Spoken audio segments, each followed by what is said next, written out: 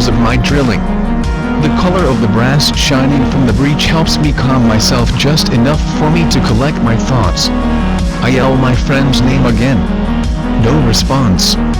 I begin to check the surrounding and hastily retreat from the open area that I understand was designed to be a trap for us. I yell my friend's name again at the top of my lungs and sit in the ground vegetation quietly waiting. I take a 16-gauge slug from my pocket and fire the respective barrel into the treetops, then reload at lightning speed.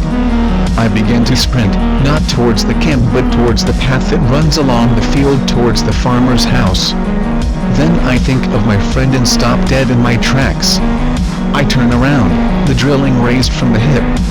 I instantly drop the barrels towards the ground as I become aware of friend number 1 stumbling right into my sights only about 6 to 7 meters away while my finger is tightly clenched around the group of triggers. A mental image flashes in front of my inner eye. My friend, his toolkit in hand, standing, jolting, faltering, falling. A slug having blown a huge hole through his chest. I call out his name again. I realize he isn't looking at me. There is blood on his neck, mouth and hands. He raises his tokarev. People say that when you watch someone taking aim at you it feels like eternity. Eternity isn't fucking close to describing to how long it seemed to take. I am absolutely stunned. The barrel points at my feet, then my legs, then my guts, then my face, then above my head. He begins unloading his magazine at a speed I would not have considered possible. My legs retract instinctively under my body and I plummet to the ground like a wet sack of sand. For a moment I lose visual contact with him as I am automatically concerned with not throwing my drillings crowning into the dirt. From the ground I fly around to see the spot above my head which he was firing at. It all happens too quick for my brain to make much sense of anything. I see, I hear, I feel, I smell, but the sensations are entirely unconnected to each other. Also I do not understand what I am seeing. What I see is familiar, then again it's so surreal I refuse to believe my observation. In the tree above me there's friend number 2, naked, covered in red and brown mash. In both hands he holds the spine of something that must have been alive not too long ago. It's a fresh pink color, indefinitely way too large to be a dog's vertebrae. He jumps with all limbs spread out, falls in a horizontal position and lands beside me, face down. The vertebrae in his hand hits me right in the nuts. I cramp together in pain and try to get on my feet at the same time. I let go of the drilling, struggling to manage my body's involuntary actions. Friend number 2 lays face down with no single limb even twitching. I know he's dead in an instant. I failed to get on my feet at first. I look up and try to make eye contact with my remaining friend and Xavier. He lays on the ground as well, the gun has slipped from his hand, his eyes are open and directed towards me but they don't move, he does not blink, only his nostrils are restless. His hand starts clasping for the unloaded tokarev. He begins to scream unintelligible things, shrieking in a high pitch, then again almost growling as if he wasn't even remotely human. I jump to my feet and towards him. As I try to grab his armpits to pull him up, he flashes his teeth and sinks them into shoulder until he hits bone. Only the reflex to throw my head on the side saved me from him being able to reach my neck with his teeth. I push him off of me. His teeth still sunk into my flesh. I have difficulty separating him from myself as the shock has severely weakened me. Combine our forces to tear a large chunk of meat and fabric out of my shoulder. With my free arm I deliver a blow to his sternum and he tumbles back a few steps. Before I can even say a word he bolts off into the woods, sprinting at incredible speeds. I grab the drilling and begin running too, but in the opposite direction, towards the path and farm, towards salvation. The farmer rescues my ass by hauling me into his car and speeding me to the hospital. The drive I don't remember. My memories return around the time when the police arrived in hospital to question me about what had happened to my 2 friends. Get told there's no trace of them. Get told both cars, all the equipment and the dogs are gone. Later I learned that 2 weeks later they found friend number 1 hidden in the woods. He had gone completely mad. Wouldn't speak. Did not resist arrest. At his home they found no trace of his girlfriend and child. They have been missing ever since. I have never spoken to any of their family members since. The police investigated what happened but ended up being unable to find anything that proved myself guilty of any crimes. My friend will probably stay in high security psychiatry until the end of his lifetime. I couldn't cope with the stress for a long time. Left my girlfriend. Didn't show to my old job anymore until they fired me. Had difficulties speaking, reading and writing fluently in the following months. Never touched a weapon again. Never touched any alcohol again. Refused any medication my psychiatrist recommended out of fear of becoming batshit insane.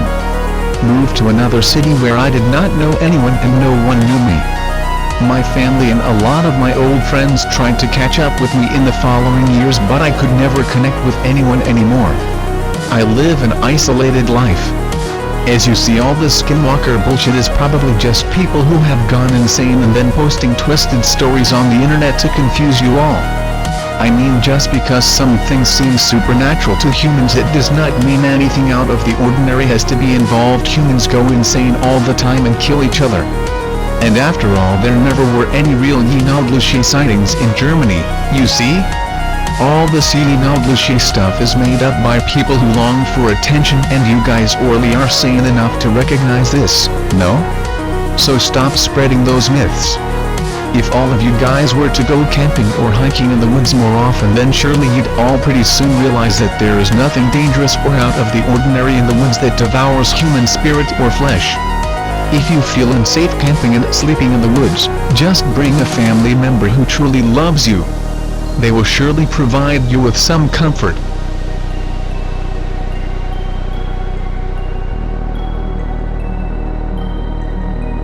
Married.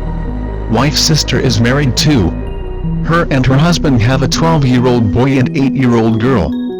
Girl is playing in the backyard with her brother. Brother goes inside to get them drinks. Sister vanishes by the time he comes back outside.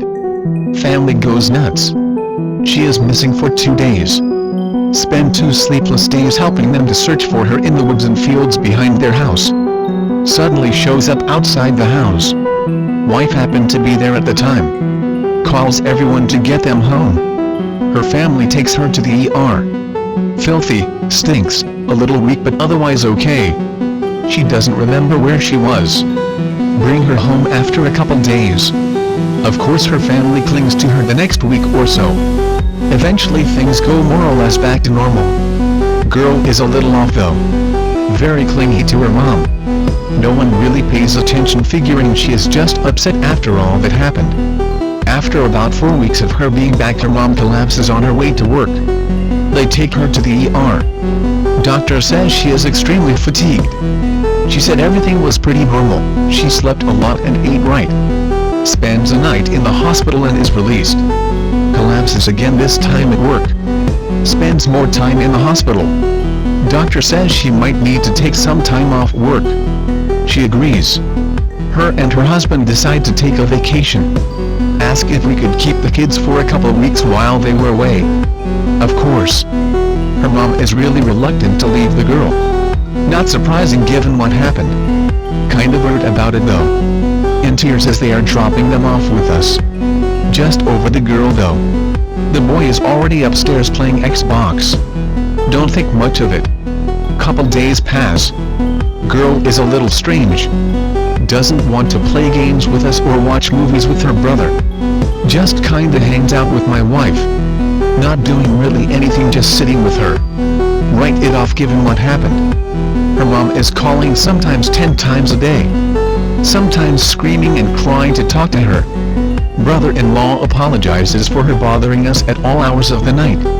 After a couple more days, brother-in-law calls. Says she is really sick, throwing up.